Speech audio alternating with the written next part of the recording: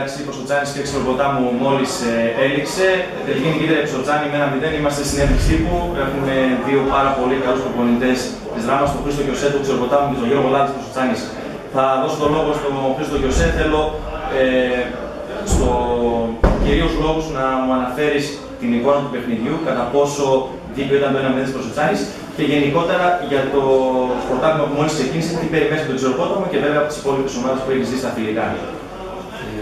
Καταρχήν να σας καλωσορίσω και εσάς εδώ και θέλω πρώτα απ' όλα να ευχηθώ να γίνει ένα καλό πρωτάθλημα. Καλή πορεία δηλαδή με την ομάδα της Ποσοτσάνης, φυσικά και στη δική μου. Να έχουμε καλή χρονιά, υγεία πρώτα απ' όλα για τους ποδοσφαιριστές, αυτό είναι το σημαντικότερο. Και ειδικά να μην γίνονται έκτροπα σαν το σημερινό. Αυτά τα καταδικάζω πάντα στο ποδόσφαιρο και δεν μ' αγγίζουν. Τώρα για το παιχνίδι μπορώ να πω ότι ήταν κακό παιχνίδι. Δεν παίχθηκε το ποδόσφαιρο. Ξέρετε ότι στις πρεμιέρες πάντα είναι λογικό γιατί οι ομάδες έχουν αποκαταστάσεις, είναι οι καιρικές συνθήκες τέτοιες, ο καιρός.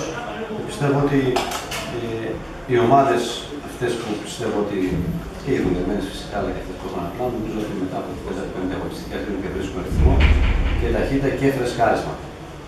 Στο σημερινό παιχνίδι πήραμε αυτό που αξίζαμε φυσικά. Η Ποσοτσάνη, παρόλο που δεν είναι η ομάδα, έχει αρκετά νεαρά παιδιά, έχει δείξει πάθος περισσότερο από εμάς. Νομίζω ήθελε το παιχνίδι πολύ περισσότερο από εμάς. Όχι όμως το να παιχτεί ένα σπουδαίο ποδόσφαιρο, γενικά και από τις δύο ομάδες. Έγιναν πολλά λάθη, ειδικά από εμάς. Και βάσει φάσεων, φυσικά λίγες ήταν φάσεις, εμείς δεν θυμάμαι μια φάση δική μας να κάνουμε, η Ποσοτσάνη μόνο μας έκανε και δύο από τρεις φασούλες. Βάσει φάσεων νομίζω ότι δικαίως κέρδισε η Ποσοτσάνη. Από εκεί και πέρα, εμείς κοιτάμε μπροστά, ψαχνόμαστε ακόμα, ψάχνω να βρω και βολίσεις, έχω και εγώ τα προβλήματά μου στο αγωνιστικό κομμάτι. Φυσικά ήρθαν αρκετοί ποδοσφαιριστές, είναι μια καινούργια ομάδα, θέλει υπομονή και νομίζω ότι θα βρεθούμε, πιστεύω.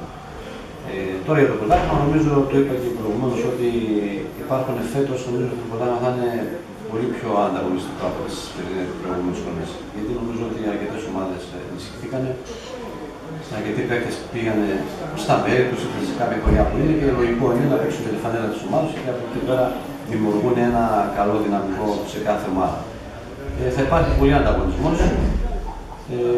Να παίζετε καλό ποδόσφαιρο, αυτό είναι πιο σοβαρό και από εκεί πέρα κάθε ομάδα να δει τι στόχους έχει πάρει. Άριστος γνώστης του γαμηνού ποδοσφαίρου και όχι μόνο ο Χρήστος Κιωσές, μας κάλυψε απόλυτα με την τοποθέτησή του. Να δώσουμε τώρα το λόγο στον νικητή της σημερινής αναμέτρησης, τον Γιώργο Ταλάλα. Γιώργο, η ομάδα σου η Ποσοτσάνη μετά από σχεδόν 10 χρόνια επιστρέφει στο τοπικό πρωτάθλημα και επιστρέφει με το ίδιο ακριβώς αποτέλεσμα που το άφησε. Τότε ήταν το 4-0 του Καστινού στην Φιέστα Ανόδου στην Δέλτα Εθνική. Θα θυμίσω τον Απρίλιο του 2004. Είμαστε τώρα 9,5 χρόνια μετά, νίκη στο σημαντικότερο παιχνίδι της πρεμιέρας απέναντι στον Ξεροπόταμο με 1-0. Η δική σου τοποθέτηση πάνω σε αυτά που ρώτησα και στο Χρήστο Κιωσέ, δηλαδή για την εικόνα του παιχνιδιού, το τι περιμένεις από τη δικιά σου ομάδα και τι βλέπεις για το φετινό πράγμα. Καταρχήν να καλωσορίσω τον Χρήστο, όπως είπες, είναι ένα πολύ αξιόλογο παιδί, τον γνωρίζω χρόνια. Να ευχηθώ σε αυτόν και την ομάδα του να πετύχει τους στόχους τους και πάνω απ' όλα να έχουν υγεία οι ποδοσφαιριστές μας. Όπως και εγώ να καταδικάσω αυτά που πήγαν να ξεκινήσουν και ευτυχώς σταμάτησαν γρήγορα. Όσον αφορά το παιχνίδι, έγινε ένα νευρικό παιχνίδι, οι πρεμιέρες πάντα έτσι είναι.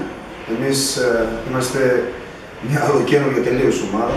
Από το περσινό το ρόστερ έφυγαν 11 ποδοσφαιριστές, οι οποίοι παίζανε 11 ποδοσφαιριστές. Κρατήσαμε τα έμπειρα παιδιά της δικιάς μας ομάδας, της δικιάς μας περιοχής που φτάσαν την ομάδα ψηλά. Προσθέσαμε ένα-δύο παιδιά ακόμα να μας βοηθήσουν, όπως ο Χριστιανής από τον Ευρωκόπη, ο τερματοφύλακας ο Καρύπης και ο Τάσος ο Καλατζίδης. Και από εκεί και πέρα η νεολαία μας. Έχουμε μια γενιά 7-8 ποδοσφαιριστών γύρω στα 19-20 χρόνια, τα οποία έχουν ταλέντο, έχουν διάθεση. Εκείνο που τους ζήτησα είναι να γίνουν και πρωταγωνιστές. Και έδειξαν ότι μπορούν να το κάνουν. Βέβαια είναι ακόμα στην αρχή, αλλά θέλει να δουλέψουν πάνω σε αυτό για να έχουμε διάρκεια. Και από πίσω βγάλαμε και μια τρίτη γενιά, ανεβάσαμε τα παιδιά της παιδικής.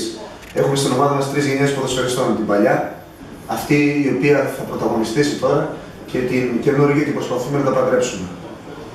Είναι δύσκολο, αλλά αυτό έπρεπε να γίνει, αυτή είναι η απόφασή μας και αυτό θα κάνουμε. Όσον αφορά το παιχνίδι, Εμείς μπήκαμε καλύτερα από τον Ξηροπόταμο, ελέγχαμε το παιχνίδι πολύ στο πρώτο 25 λεπτό, το ελέγχαμε πλήρως το παιχνίδι.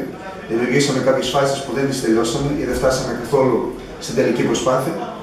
Εκεί κάπου με τον τραυματισμό του Σαμαρά χάσαμε την αυτοσυγκέντρωσή μας, την αυτοπεποίθηση και τη σιγουριά μας και κύλησε νευρικά το ημίχρονο. Το δεύτερο έγινε ένα νευρικό παιχνίδι, είναι αρκετά λάθη και από τις δύο ομάδες, αλλά πιστεύω ότι ήμασταν ελαφρώς καλύτεροι και σίγουρα αξίζανε τη νίκη. Η νίκη αυτή τη θέλαμε πολύ για δύο λόγους. Πρώτον, για να δώσουμε ψυχολογία σε αυτά τα παιδιά, αυτοπεποίθηση και σιγουριά να πατήσουν στην κατηγορία, να καταλάβουν ότι αυτοί θα είναι οι πρωταγωνιστές από εδώ και στο εξής στην ομάδα μας. Και δεύτερον, γιατί εκείνο που μας ενδιαφέρει είναι να μην έχουμε προβλήματα στο πρωτάθλημα. Να δώσω συγχαρητήρια στα παιδιά μας για την προσπάθεια που έκαναν, να τους ευχαριστήσω για την προσπάθεια που έκαναν και να ευχηθώ και στις δύο ομάδες καλή συνέχεια. Να ρωτήσουμε επίσης ότι η Προσοτσάνη και Ξηροπόταμος και η Προσοτσάνη σε ένα καινούργιο εντελώς πρωτάθλημα μετά από πάρα πολλά χρόνια συγκαταλέγονται και πολλοί στον χώρο του αθλητισμού τις χρήζουν ως φαβορί για το πρωτάθλημα. Αποδέχεστε το ρόλο του φαβορί? Εγώ είμαι με τίποτα. Εμείς θέλουμε να δημιουργήσουμε. Θέλουμε εμείς να κάνουμε μια ομάδα η οποία να έχει ένα αξιόλογο παρόν, μια αξιόλογη πορεία, να παλεύει μέσα στο γήπεδο όλα τα παιχνίδια και να φτιάξουμε μια ομάδα για το μέλλον που θα την ξαναφέρει την ομάδα εκεί που ήταν ψηλά. Εμείς οι στόχοι μας είναι, επαναλαμβάνω, να φτιάξουμε μια ομάδα η οποία θα παλεύει μέσα στο γήπεδο, θα παλέψει για το παρόν, αλλά δημιουργούμε και για το μέλλον. Ο κύριος Κιωσές αποδέχεται το ρόλο του φαβορί? Όχι, εννοείται. Και πρώτα απ' όλα, για να ζητάς κάποια πράγματα παραπάνω και να είναι ο στόχος του πρωτάθλημα, θέλει να έχεις άλλη φάση. Εμείς καταρχήν οι υποδομές μας πρώτα απ' όλα δεν λειτουργούν σωστά όπως πρέπει. Τώρα κάνουμε ένα ξεκίνημα. Πρώτα απ' όλα θα δούμε εκεί, πρώτα απ' όλα θα οργανωθείς, θα βγεις σε κάποιες καταστάσεις για να μπορείς ότι βάζω στόχους. Εμείς ακόμα βλέπετε κάθε χρόνο έρχονται και νέοι ποδοσφαιριστές καινούργιοι, ο καθένας με τα δικά του προβλήματα, με τις δουλειές του. Αυτό που μας ενδιαφέρει, όπως είπε ο Γιώργος, είναι να κάνουμε ένα καλό σύνολο, να παίζουμε καλό ποδόσφαιρο ελκυστικό, να έρθει ο κόσμος στο γήπεδο και φυσικά, αν παίζει καλό ποδόσφαιρο, νομίζω ότι έρχονται και νίκες. Από εκεί και πέρα, πιστεύω, έτσι, σαν στόχο λίγο που θα το βάλω, νομίζω ότι το κύπελλο έχει άλλη βαρύτητα και νομίζω ότι είναι κάτι διαφορετικό από το πρωτάθλημα. Εκεί νομίζω θα επικεντρωθούμε εμείς περισσότερο. Να ευχαριστήσουμε τον Χρήστο τον Κιωσέ, το ίδιο και τον Γιώργο τον Λάλα, δύο αξιόλογους ανθρώπους και προπονητές στον χώρο του ποδοσφαίρου της Δράμας. Να ευχηθούμε καλή πορεία και στις δύο ομάδες στη συνέχεια του πρωταθλήματος. Ευχαριστούμε.